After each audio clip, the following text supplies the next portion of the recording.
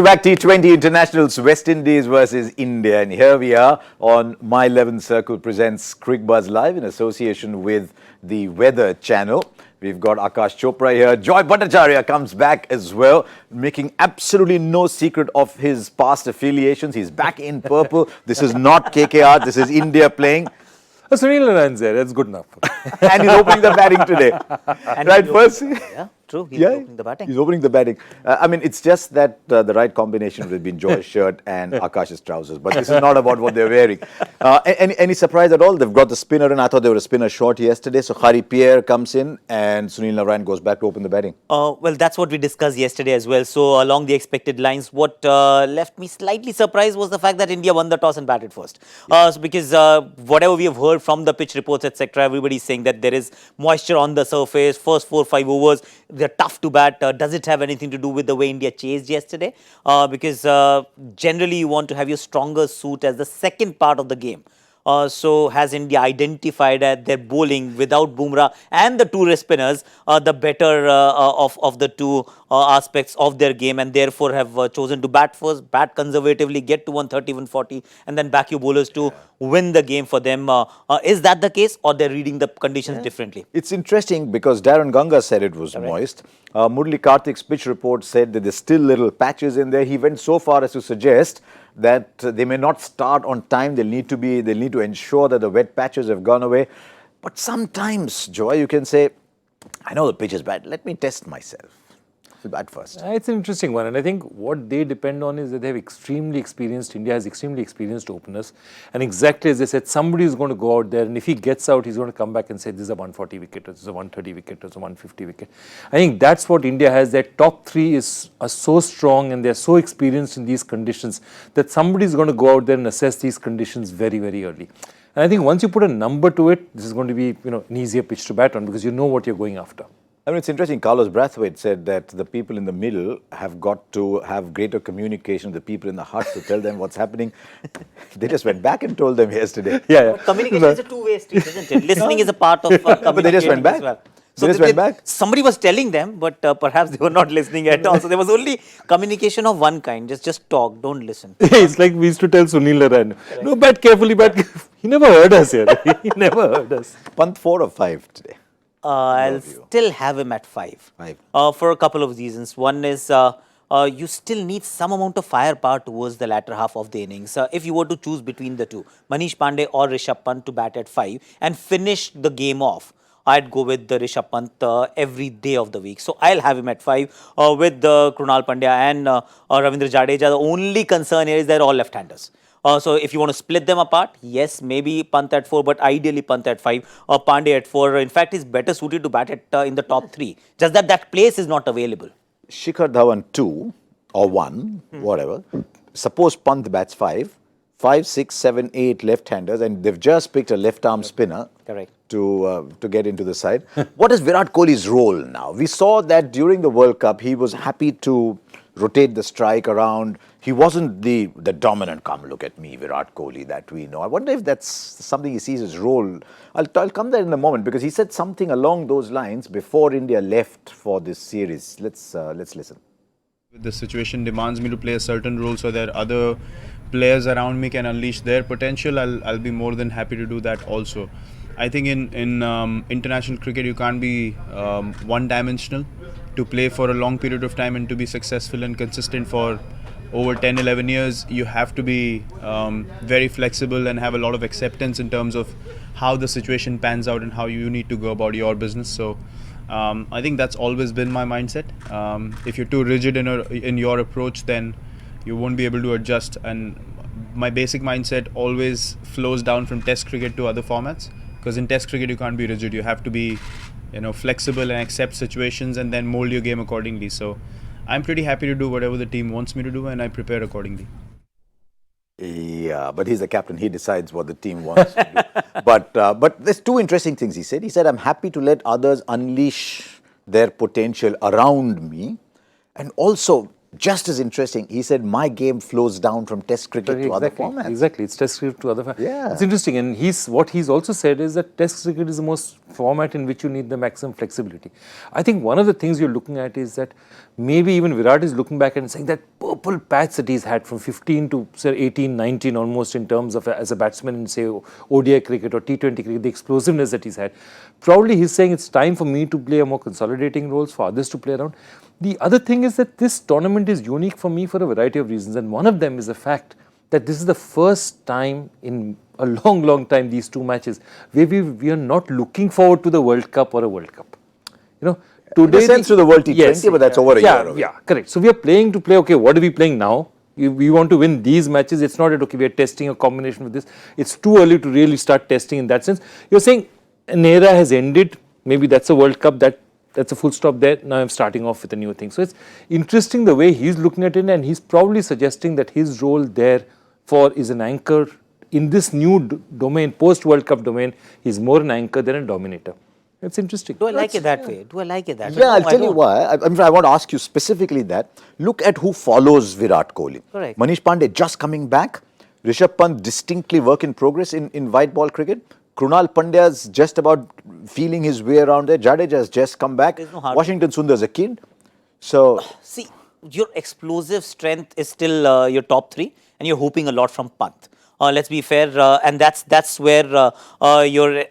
In fact, we've discussed this earlier as well, that we are not as explosive as some of the other countries when we talk about the batsman balls per six, etc. Here is that number, 11 balls per six is Rishabh Pant, Shreyas Iyer, 17 balls. we're not playing. And Rohit Sharma, who is our certified six hitter, takes 19 balls to hit a six. So, and Virat Kohli also is taking about 23 balls. It's not only just about taking 23 balls. Virat Kohli, Rohit Sharma, they'll find boundaries. So let's not just sometimes six hitting is overrated.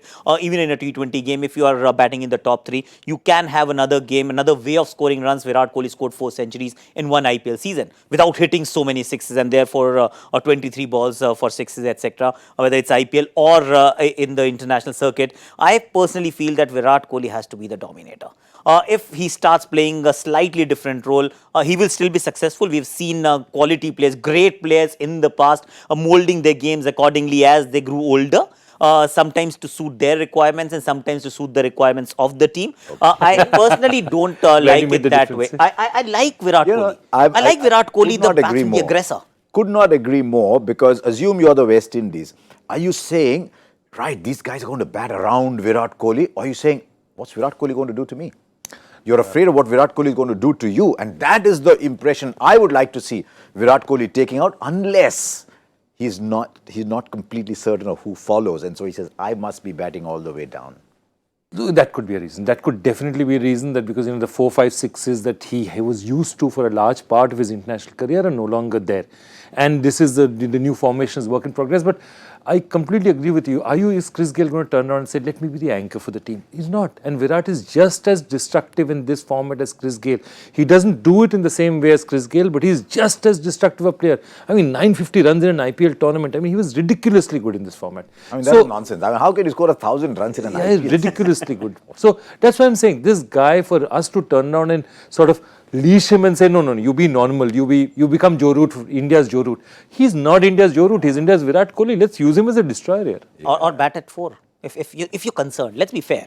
Manish Pandey, the best that we've seen of Manish Pandey in the last 12 months is when he batted at 3. Yeah. At 5, he was dropped plenty of times. So you know that if you have Manish Pandey over a KL Rahul and Shreyas Iyer, and if you want to play that role where a sheet ankle role where the entire team is going to revolve around you, then push yourself at 4. Have Manish Pandey at 3, and then see how it actually pans out in the end. If you're batting at 3, just be the aggressor. Have you made your team, though, for today's game? Here's what you can do. My 11 Circle. You can get onto the app and make your team. My11circle.com is where you go download the app. You probably already have done it, but then go there and pick your team. Select a match, create your own team, and see if you can beat Dada. Dada's doing all the ads as well, saying, come beat me, I'm picking my team every day. And we saw yesterday Tufan Ghosh won 1 crore just beating everybody else. So there's a lot to play for. Now, apart from the sheer thrill, I mean, every time I played fantasy cricket, there was a different thrill playing. So even if you don't win the money, just engage in the thrill. Now, what about the West Indies? We in India look at the West Indies players playing in the IPL and we say, wow, what a team. How do you beat this side? And in fact, to the extent I said in my preview, I thought West Indies started favourites in T20 internationals because I was looking at what they've done. Their record in T20 internationals in recent times has been abysmal. And in fact, that 95 that they scored yesterday, Joy, was their highest in the last 3 internationals. That's a ridiculous number, absolutely ridiculous number. This is post the World T20. And I mean, you say they've got Narayan, they've got Pollard, they've got Russell, they've got Brathwaite, they've got Dwayne Bravo. I mean, they've got Dwayne Bravo, they don't like Dwayne Bravo. But I mean, quite apart from that, they won 11 of their last 33 games. They're ranked number 9. Because the names that you've taken don't play regularly enough. Someone like Narayan has played, what, 11 games out of 33? Yeah. Same can be said about Andre Russell. Kieron Pollard, the big hitters, you've got Kieron Pollard playing, or rather, Andre Russell playing the T20 in Canada a day before yesterday's game, fit to play in a T20 league, unavailable and unfit to play in the international circuit. Chris Gayle opting out of this T20 series and opting to play for a league in Canada. So when that's the case, when you go through the West Indies team lineup, you look at match winners. They are impact players, and yes, they are match winners. But if they don't, you don't put them together in one team, it's very unlikely. Here are the numbers that you were talking about. Last 33 games, Sunil Narayan's played 14, Kieron Pollard's played 14, Chris Gale's played 8, Andre Russell's played 6. And I just wonder if now the team will start getting built around the Purans and the Hetmeyers and the Evan Lewises and the others. But what it tells you is that the West Indies has very good players, not necessarily the West Indies team. Yeah, and I think, look, it's a natural progression of the fact that you finally have a game which, competes with basketball, because suddenly it's a profession where they can go abroad and play, whether it's Canada, Bangladesh, wherever they can play, or the IPL, which is the, pinnacle of it. So at least 30, 40, 50 good cricketers are coming into the West Indies system, which is encouraging for them. And they're going out pretty quickly too. Will they put them on the park all the time? I don't think so. I think what's going to happen is, I think the West Indies board has become, now they've reached a stage where they say, we are never going to get all these, somebody's going to play here or there. As long as we can get them together for, say, the World Cup and get them together for some matches before that, they'll be very pragmatic about it, because whatever at least has happened is, they've finally started getting an assembly line of players. And I think it's not a perfect situation, but for where the West Indies was, it's better than the situation they were 10, 15 years back, where good cricketers were just not coming in. Today, at least you have talent. They're coming through in T20 cricket. There's already been a trade in the IPL where a young West Indies players moved from the Delhi Capitals to Mumbai Indians, who are very excited about having Shafin Rutherford in their side. So there's another young player who's not in this. In this, and how Dwayne Bravo doesn't make the side, I don't know. But there was a lot of talk about the new regime in West Indies cricket being far more player friendly. So we'll take a look at how that goes. There's another little shadow hovering over Indian cricket at the moment. There's interviews for the new coach that are going to happen soon. True. Ravi Shastri is already in the West Indies, so well in the US at the moment, not yet in the West Indies. So he'll probably do it from there. There've been other people throwing their hat in the ring. What attracted everybody's attention was what the captain himself had to say. Should the captain have an opinion? We'll talk about that. Should he air it publicly? We'll talk about that. But what exactly did Virat Kohli say? Look, the CSE hasn't contacted me yet. If they tell me we want your opinion, yes, I will definitely go and speak to them. And with Ravi Bhai, all of us have a great camaraderie. Everyone in the team shares mutual respect. And, we've done really well together as a group. So, yeah, we would definitely be very happy if he's continuing as the coach. But as I said, it's upon the CSE to seek my advice or opinion if they want. Right now, I haven't been contacted at all at the moment. And I don't know what's going to happen with the process, and that's where it stands. Okay, let's put everything down on the table. The captain has to be consulted, because eventually the captain is playing with the coach. So the captain has to be consulted. Agree.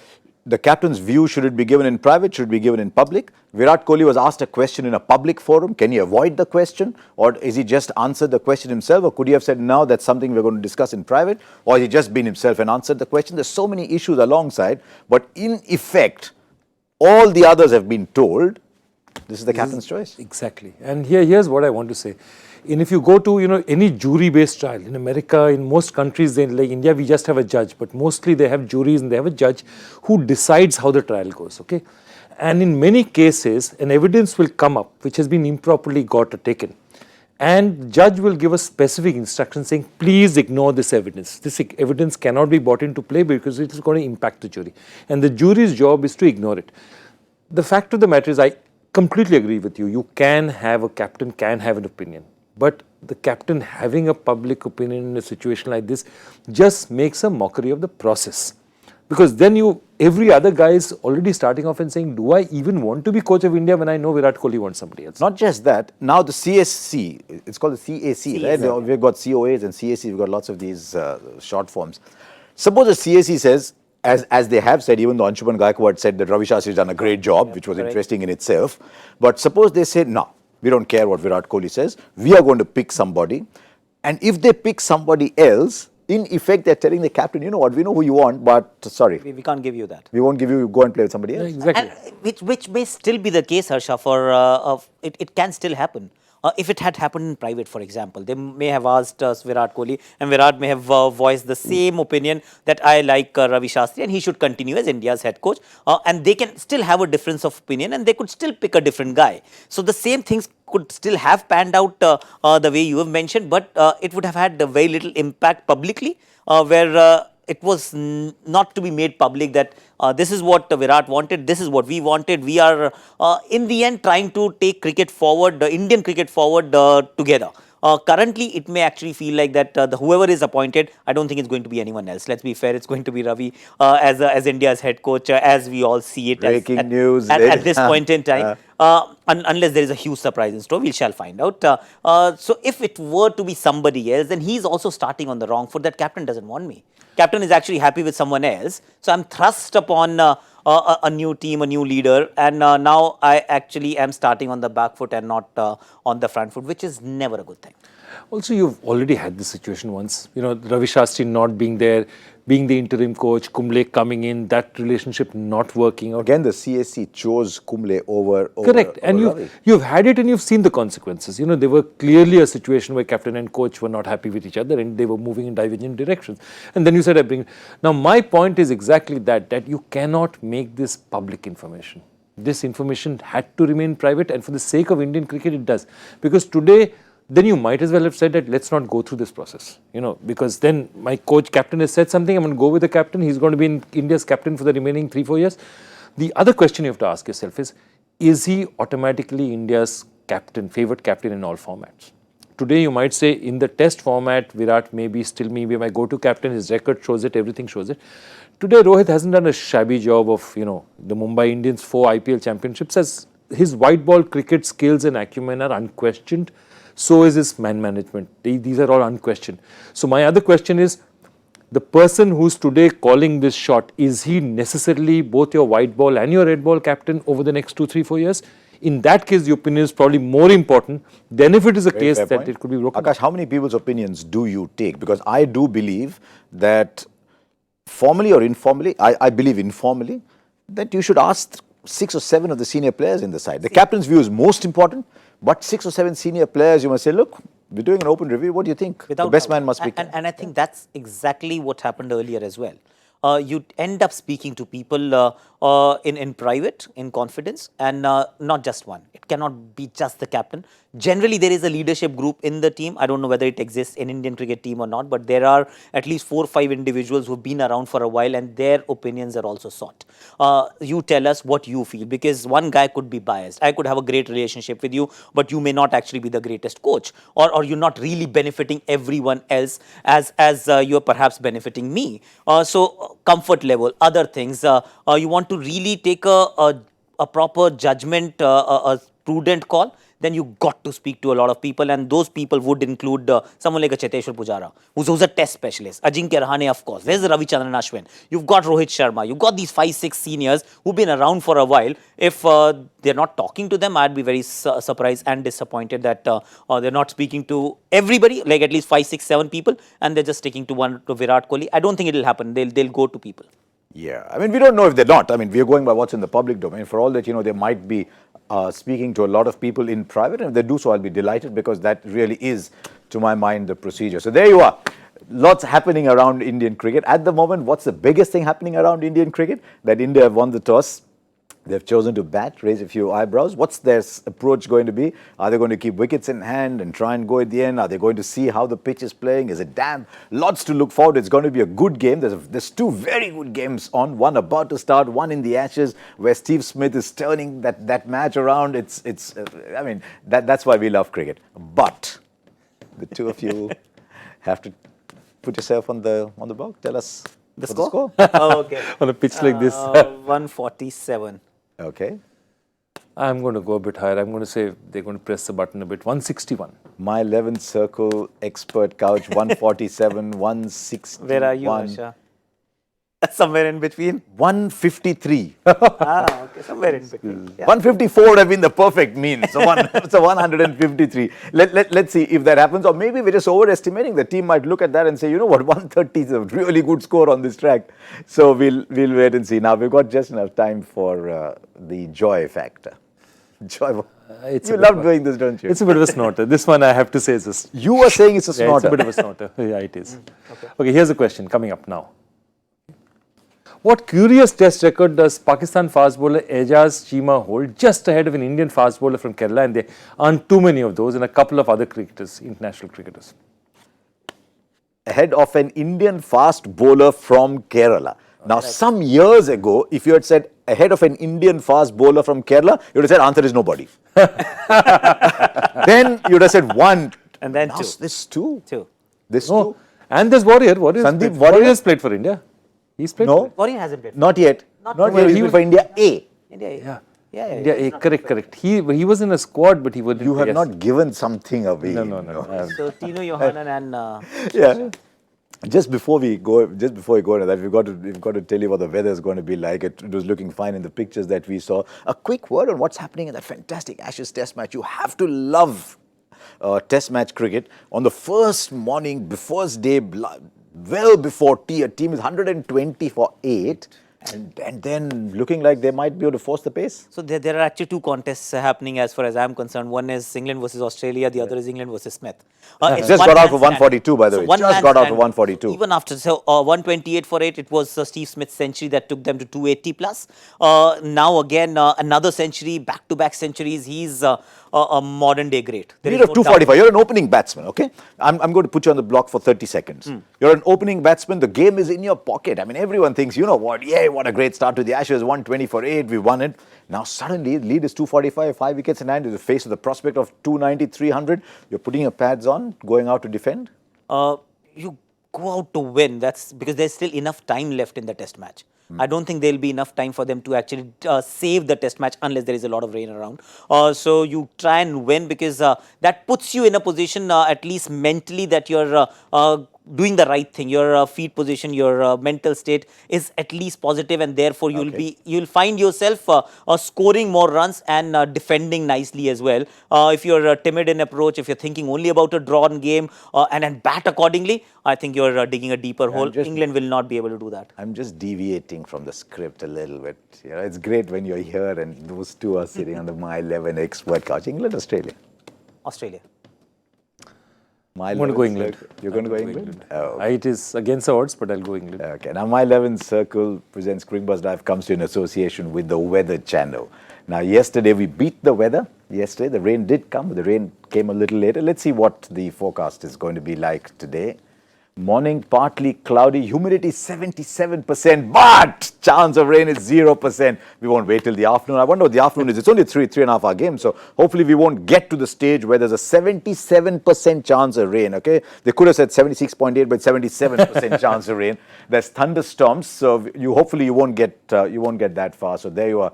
That's the weather update from the Weather Channel, the most downloaded weather app. So there you are. Thank you very much to Aakash Chopra, to Joy Bhattacharjya. Hopefully it'll be a better game than it was yesterday. Yesterday wasn't a great cricket match. Hopefully it'll be a good cricket match. We'll join you at the end of the 10th over on Cricbuzz Combox.